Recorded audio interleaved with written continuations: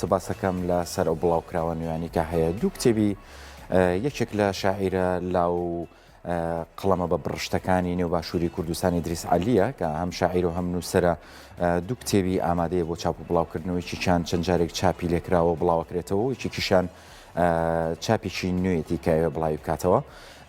ئیدریس عەلی بۆ خۆی لاوێکی بە بڕشتەوە قەڵەمێکی جوانە لە نێو ئەدەبیاتی کوردیە. عشقی هاجرە ئەمە یەکێکە لەو نووسینانی کە لە شێوازی ڕۆمان و جێڕانەوەدایە هەروەک خۆیڵە کامێکەم ئەزمموی بۆ لە بابەتی جێڕانەوەیە کە بە شێوازێکی زۆر جوان بابەتەکانی جێڕاوەتەوە و باس لە عیشقی نێوان دوو کەسەکە ئەمە لەسەر ئەرشی کۆمەڵک لە نووسەران و خوێنەران ئەرکی لە چاپکردنەوەیان گرتوتەوە بۆ ئەوەی خوێنەری زیاتر بتوانێت بخوێنێتەوەی چێکە لە کتێبە بە بڕشت و جوانەکان هەروەهایکی تریش لەوانی ترکە هەروە خۆی لە دوای ئەم بە ئەزمموونێکی نوێتری ئەزانێت لە ڕووجێڕانەوەش دایکە سۆزانیەکەم کە چاپکراوەیەکی تریەتی ئەویش بڵاوێکاتەوە.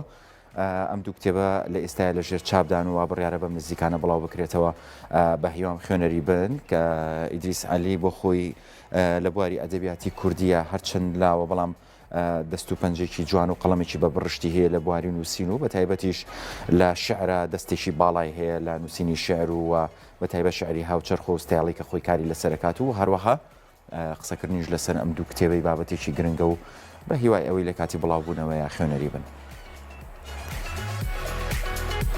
کۆمەڵک خوێنەر چاپەکرێت بڕیارە بەم جوانە دوو کتێبی ئیدریس عەلی شاعیر و نووسەر چاپ و بڵاوکرێتەوە کە بریتین لە چاپی سێمی عشقی هاجرە و ڕۆمانی دایکە سۆزانیەکەم.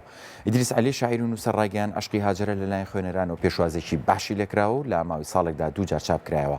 ئەوە یەکەم هەوڵ و مەشقی من بوو لە بواری جێڕانەوەدا. وتیشی زۆرێک لە نووسەران بابەتیان لەسەر نووسی و بە تێکستی ئەدەبی باش وەستیان کردووە.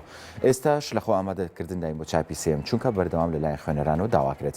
ڕوونیشی کردەوە عشقی هاجرە چیرۆکی خەمگینی ئەمینداری کچە قەرەجێک و کوڕە فەقیەکە کە دیارە بە زمانێکی ئەدەبی و با فۆرمی ڕۆمان ڕووداوەکانی جێڕاوەتەوە. سەبارەت با ڕۆمانی دایکە سۆزانەکەم کا چوارەم کتێبێتی لە بواری گێڕانەوەدا ئیدریس عەلی وتی ئەم ڕۆمانە باس لە دۆخی دەرونی ئەو منداڵە دەکات کە بێژ و زۆڵ ناو دەبرێن هاوکات ڕاندێکی ڕخنێشی تێدایە سەبارەت با سیاسەت و دۆخی کۆمەلگا و سێکس و خیانەت. ئەم دوو کتێبی ئیدریس عەلی بە هاوکاری کۆمەڵی خوێنەر چاپەکرێت و بڕیارە لە مەراسیمێکی تایبەتدا بڵاوکرێتەوە.